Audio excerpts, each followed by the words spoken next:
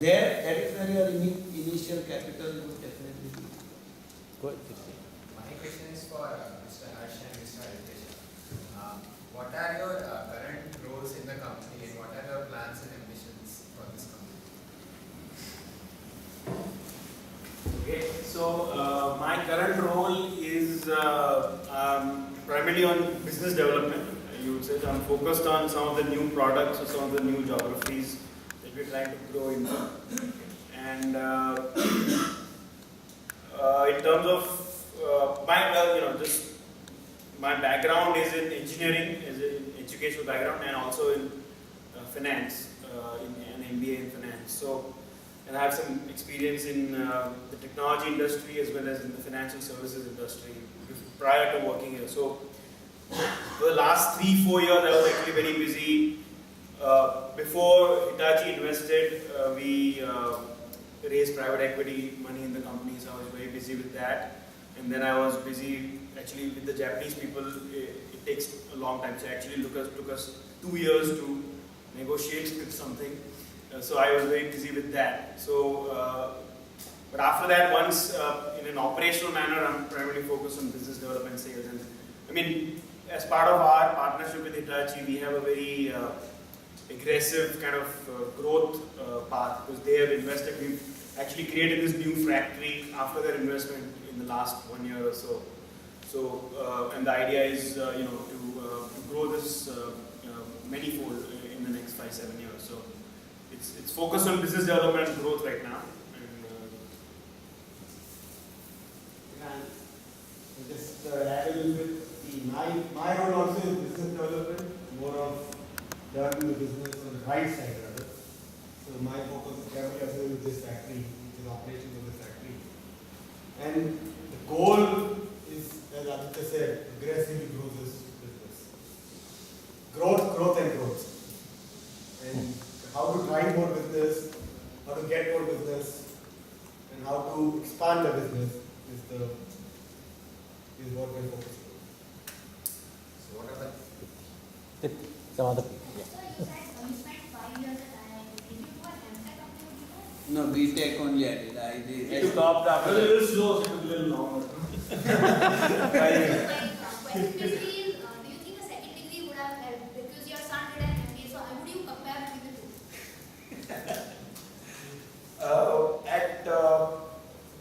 No, I would say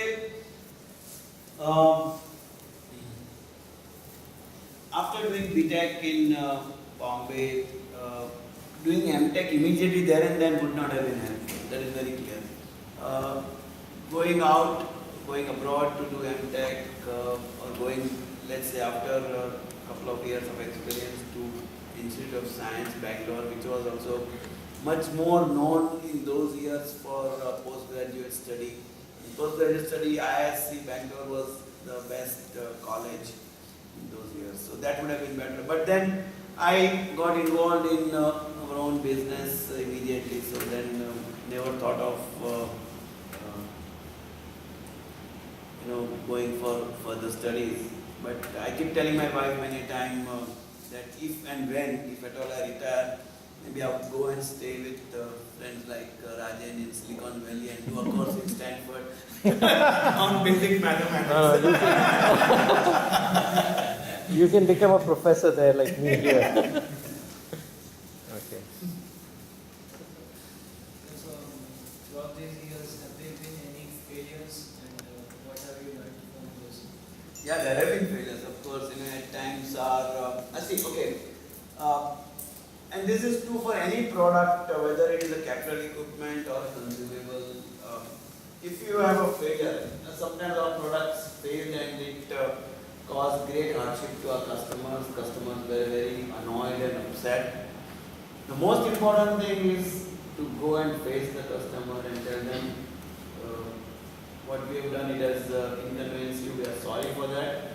We are taking the necessary recovery process we are into it, and we would definitely recover from this. And at that time, even if you have to give in a little, spend a little more, or even if you take a little bit of loss, But keeping the customer happy, not only with your product but with your approach and with your service is very important. And that really helped us a lot. Be perseverant about continuously supporting your customers.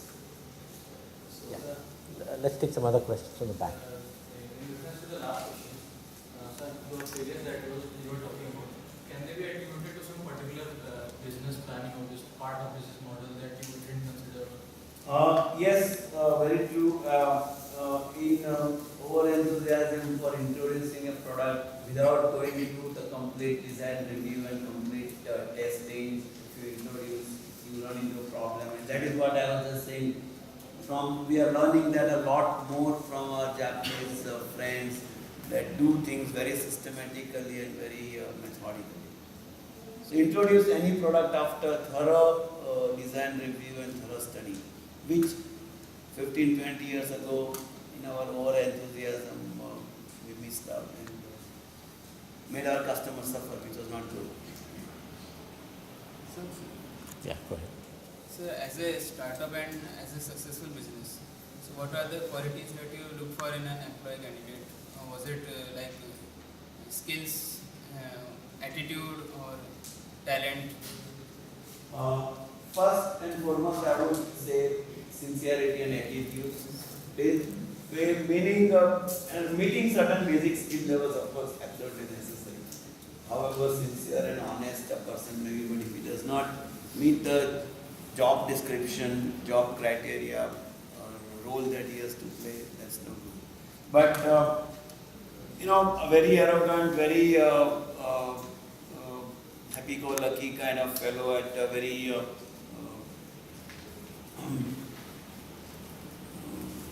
very clever, but on a scale of if he's on scale of 1 to 10, if he's 8.5 and other person is 8 with a better attitude and better sincerity, I would pick up.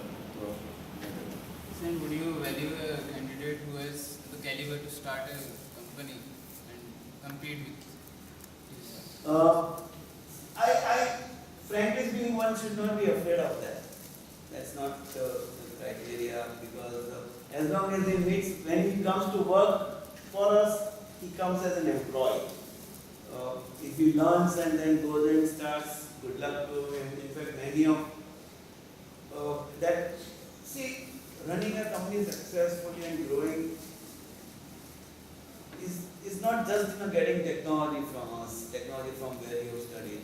It's not the only thing that builds a business. You need much more than just the basic few drawings to build a company. You require much more than that. So, in fact, in our company, many of our workers, they went and in Gandhinagar, they become our subcontractors.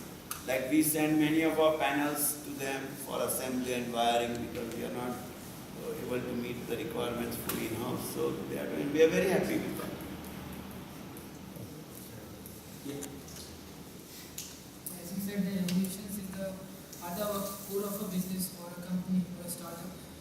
So, as if now you are a big company, so how frequently you do the innovation? Because you mentioned in between that in a big company it's very difficult to do innovations frequently or because there's a No, it is. No, we are not that big that innovation will not still take place. how But it's very important to keep this enthusiasm for development, enthusiasm for innovation going, and we all have in the kind of very informal atmosphere that exists in the company. We don't have any barriers. Like anybody is allowed to walk into anyone's office with, of course, a proper reason and proper agenda, not for chit-chatting. So that keeps us going. Okay, let's Yeah. another one or two Another questions. Two questions. Okay, go ahead. Sir, you said that we have learned a lot from people outside, like Japanese, Americans. We also bought their technology, their process of documentation and all. So, was there anything or is there anything which they have learned from us? Yes, this is, and I would like, I would comment and I would ask Aditya also because he's involved, interacted a lot more with them to comment on this. But I think what they have learned or they value, I wouldn't say necessarily learn value from us is Indian engineers very quick grasping ability and to do a sort of an overall analysis of the situation, quickly. The brilliant engineers, some of them that they have, they are really brilliant, and their ability to solve a problem or to analyze a problem is something they are amazed at that, because in any developed countries, whether it is USA or Japan, engineers they have what I would call prudent thinking. They think with, and it's good for their kind of business and their kind of organization, because everybody works with a very narrow focus, but they become really very good at it. They become excellent at it. But if there's a problem outside their domain, they get really perturbed up, and then they run around, and then it takes them longer time to solve the problem. So, ability to solve a problem quickly is something they really appreciate. Okay. Also, Arian, something that you think Something that Japanese learn from us? Or Japanese have learned from us or they value in us? Cricket. But no, I think they. Yes, I think you're right. So when you go talk with the Japanese, you go to a meeting with Japanese. When we first came, it would be 2 or 3 of us, and there would be like 12 of them. Because each of them have very very specialized roles. Because if you are in a business meeting or you're negotiating something, there's a separate HR guy, a separate kind of, within HR, there's so many, every micro function is a different guy, he'll only know about that part. Whereas on our side, we'll have 2 or 3 people who have so only broad idea and who are able to talk on a variety of topics and kind of make decisions on a variety of topics. So, certainly I think, you can say they are a large company, obviously, and that's how the culture is in a very, very large company.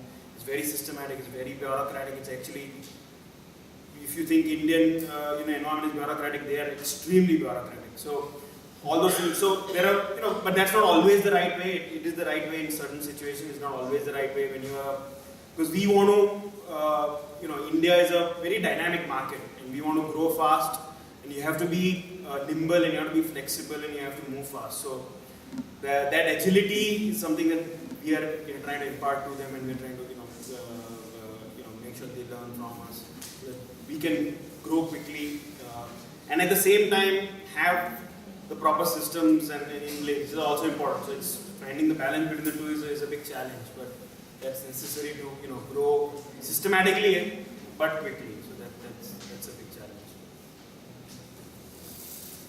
Okay, last question. Somebody who's not asked before. Okay, go ahead. So my question is, at the very beginning level, when there is a team of 4 to 5 founders, so how to ensure the transparency, because everyone wants to lead, and then we decide everyone wants to lead. So how to ensure that there is a transparency when it's not. If everyone wants to lead, such a partnership should never be formed. Because the roles have to be very clearly defined.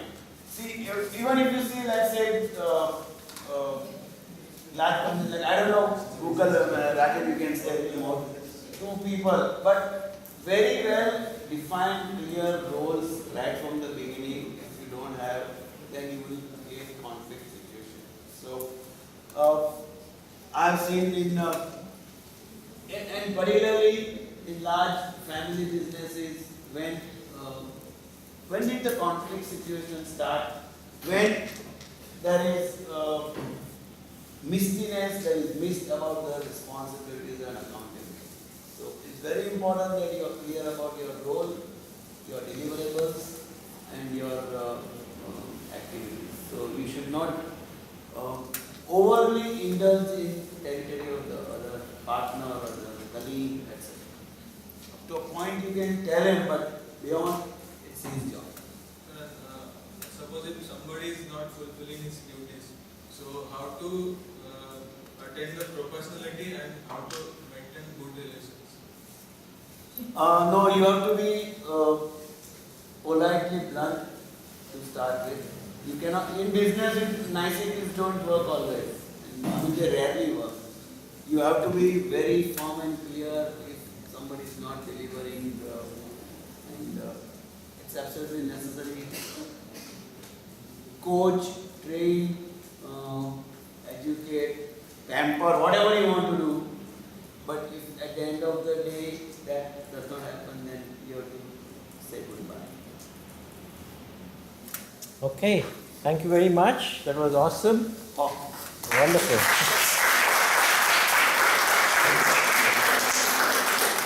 Thank you very much for coming and spending your very late hours with us.